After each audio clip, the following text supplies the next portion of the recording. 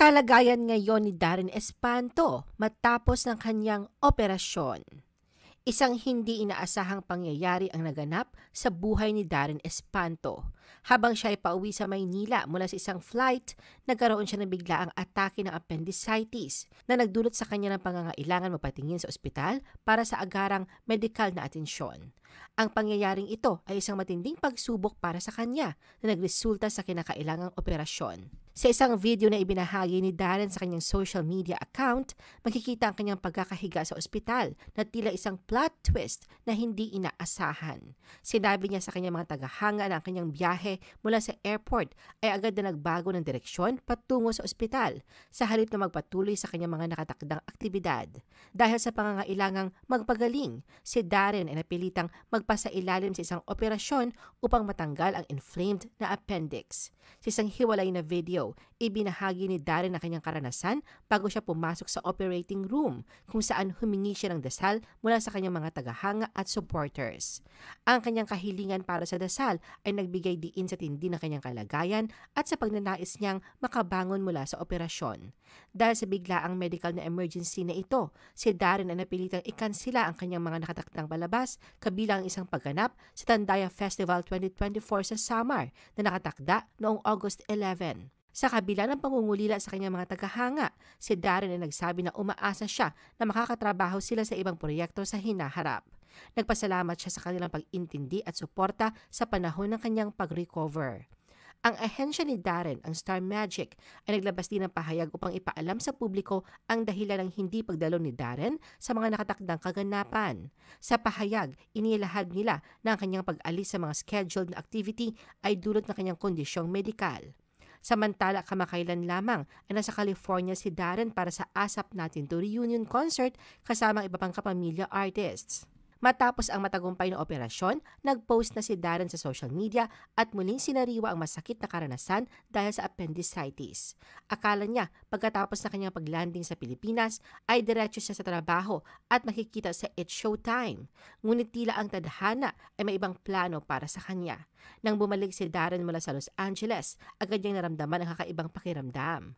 Habang nasa eroplano, mga bandang 1:00 ng madaling araw sa oras ng Maynila, nakaramdam siya ng pananakit sa kanyang tiyan. Noong una, iniisip niya na ito ay dahil sa gutom at wala siyang masyadong iniintindi. Nang magland ang eroplano 4 na oras pagkatapos, hindi na niya nakaya ang sakit at lalo pang lumala nang sumakay siya sa sasakyan pauwi. Inisip niyang maaaring gas pains lamang ang nararamdaman, ngunit habang lumalala ang sakit, humiling siya na agad siyang dalhin sa pinakamalapit na ospital.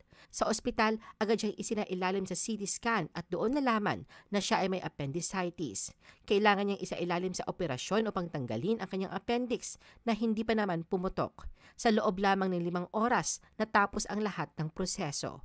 Mula sa pagkakaalam ng kanyang sakit hanggang sa operasyon, nakahanap siya ng doktor sa St. Luke's at sumailalim sa laparoscopic appendectomy. Ang lahat ng ito ay nangyari sa isang napakaikling panahon. Dahil sa nangyaring ito, napilitan si Darren na i-cancel ang ilan sa kanyang mga commitments. Sa kabila ng kanyang sakit, nagpasalamat siya sa mga nagbigay ng suporta at pagmamahal sa kanya. Nagkaroon siya ng pagkakataon na magpasalamat sa kanyang pamilya at mga kaibigan na bumisita sa kanya at nagbigay ng mga regalo tulad ng mga prutas mula sa Showtime family, bulaklak mula sa ASAP family, at bulaklak mula sa Pen Shop family.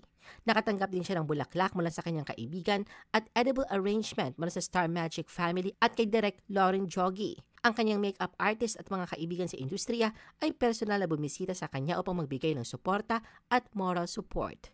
Ang post na ito ni Darren ay umani ng mga papuri at panalangin mula sa kanyang mga tagahanga at netizens na umaasa sa kanyang agarang pagaling. Hindi inaasahan ni Darren ang pangyayaring ito, ngunit sa kabila ng lahat ng sakit at abala, nakahanap siya ng lakas sa pagmamahal ng kanyang pamilya, mga kaibigan at mga tagahanga. Sa huli, nagpapasalamat siya sa lahat ng nagbigay sa kanya ng suporta at pangunawa sa mga pagbabago sa kanyang plano.